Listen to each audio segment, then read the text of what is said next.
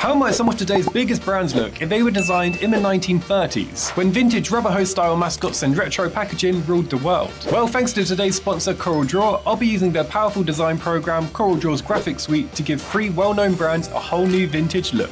CorelDraw is a full graphic suite made for illustrators, designers and creatives who want precision tools for vector illustration, layout and mock-ups. And I'll be showing you exactly how it brings these retro designs to life. If you want to try out CorelDraw, then you can find my affiliate link in the description. Starting with America's most popular baked cheesy snack, Goldfish. These bright orange crackers are instantly recognizable with their playful smiling mascot and bold colourful packaging. But that bright and modern look doesn't exactly fit the vibe that we're going for. Instead, I'll be reimagining it in a style named rubber hose. It's a classic look of early cartoon animation with bouncy limbless characters, big white gloves and exaggerated expressions. You might recognize it from games such as Cuphead, but the style has been around since the 1930s. And why does it have such a strange name, you ask? Well, these characters move so loosely that their limbs kind of just look like bendy rubber tubes. So now you have an idea what we're going for, let's go ahead and get started.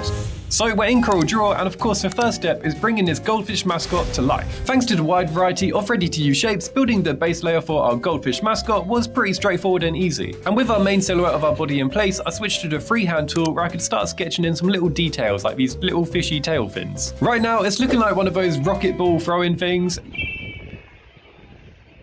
So let's throw one of these fins on the top as well as a smaller one on the bottom. With our basic body in place, it was now time to adjust the colours so we could have a solid orange goldfish sort of foundation. Now let's go ahead and add some details. So using 2 circles stacked together, I just simply cut one out of the other to get this clean crescent moon shape, which worked perfectly as one of those sort of like weird gill looking things on the side of goldfish heads. And using that same process, I created loads of these little mini scale like shapes to sit behind it. Now CorelDraw has a whole bunch of these artistic brushes which you'll see I use quite a bit. They just give these really nice sort of crisp inky strokes that make illustrations look 10 times better. I wanted to keep our mascot looking pretty playful, so I added this raised eyebrow and then filled in its eye with this sort of washed vintage yellow. Now these 1930s rubber hose eyes always seem to have this sort of triangular cut, so I added some in. Although mine looked a little bit too tiny, so I just adjusted it until I had that sort of right classic look.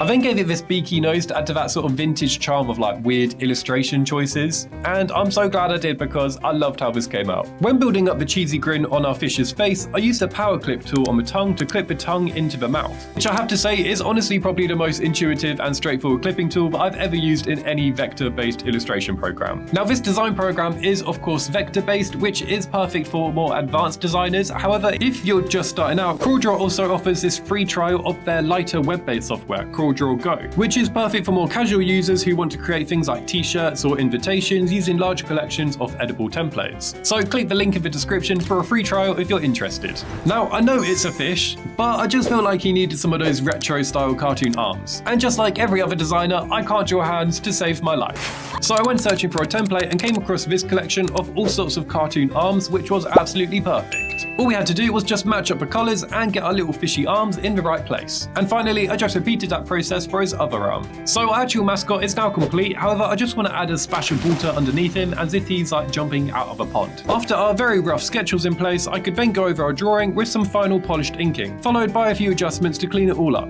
With our outlines looking pretty good, I threw on this vintage coloured blue to bring it all to life. And just like before, I went in with our artistic brushes to clean up some of those messy style vector strokes. I wanted to include some text in our design, so I created this ribbon banner to include Goldfish's iconic slogan. The snack that smiles back, Goldfish.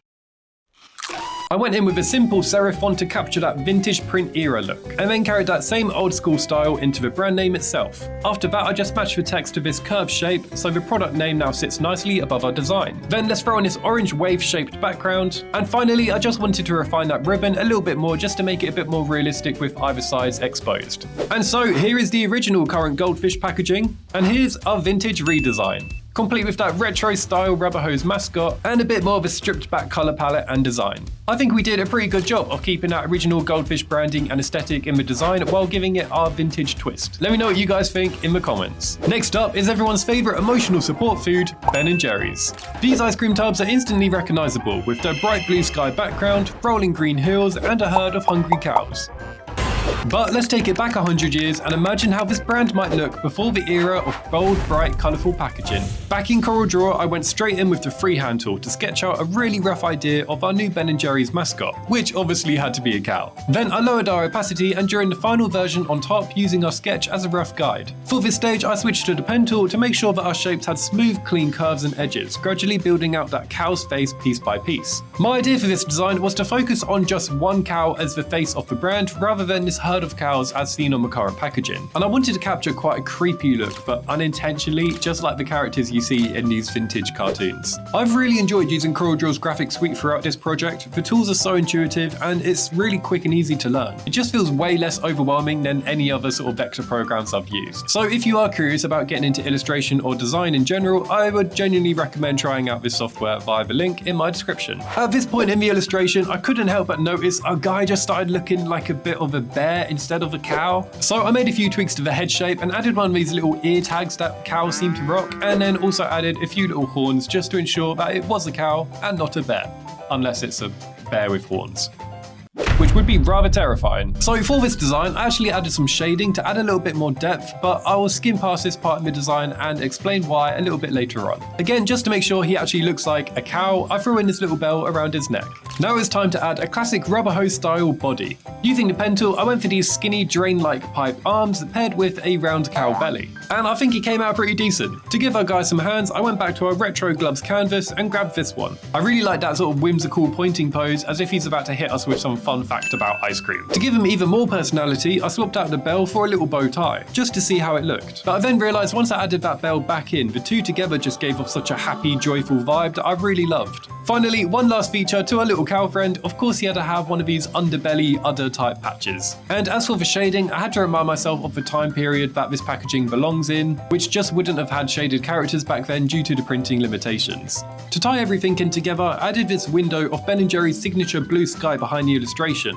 But instead of the iconic green hills, I filled the space in with some floating cookies. A little playful nod to the cookie dough flavour. And CorelDraw's lovely little power clip tool really made this process so quick and simple. And of course, let's add in our Ben & Jerry's logo, which I'm actually going to keep the same as I think it's already got a bit of a timeless printed look to it already. And cover your eyes because regrettably I did bin off this little bow tie in the end. Stop! He's already dead! I sort of convinced myself that it was maybe just a bit too distracting. Maybe. I don't know. You just have to say that you're fine when you're not really fine, but you just can't get into it because they would never understand.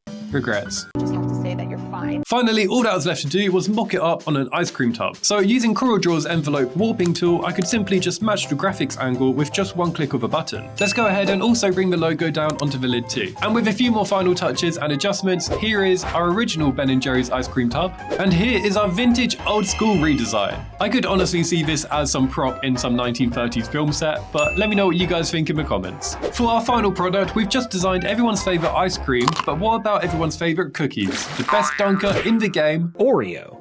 O and Rio. O and O. Oreo. Re. Oh, Oreo. The current Oreo packaging doesn't actually have a mascot, so I think it's only right we change that. And since that bold, vibrant blue wasn't really common back then either, we'll have to tone it down to fit that vintage look.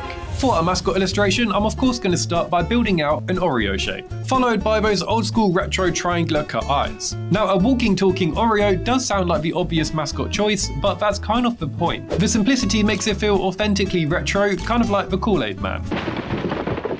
Oh, yeah. Now, one of the most recognizable features of Oreos have to be these little grooves, and therefore it was time to spend over an hour getting them just right.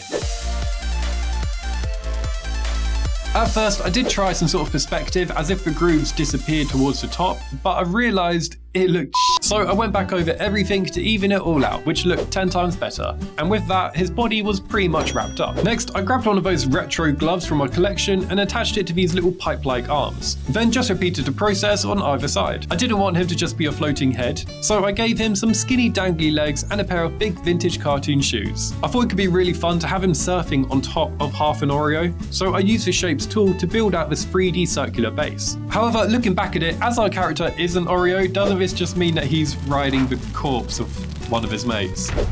Probably best not to deep that one. I used the artistic brushes just to add some splashes coming off that creamy centre, which made the product look 10 times more tasty. And this added a lot of motion to our design, which kept that fun, playful energy that we were going for. To stay consistent with the mascot, I added matching grooves around the biscuit's edge, carefully following that circular form. I then did one final round of refinement to clean up and polish some of that vector line artwork. After that, all that was left to do was find the perfect old school font to sit beside our design, and finish it off with a matching coloured wave background. And so here is the current modern day Oreo packaging, and here is our 1930s retro take. I think by stripping back that bright blue and focusing on those creamy brown and coffee tones, we've really nailed that vintage colour palette. Let me know in the comments which design was your favourite. And of course, a massive thank you to the sponsor of today's video, CorelDraw. If you enjoyed this and want to try out the design software yourself, there'll be a link in the description. And why not check out my most recent video where I took everyday household objects and redesigned them as intergalactic alien spaceships. You won't want to miss it.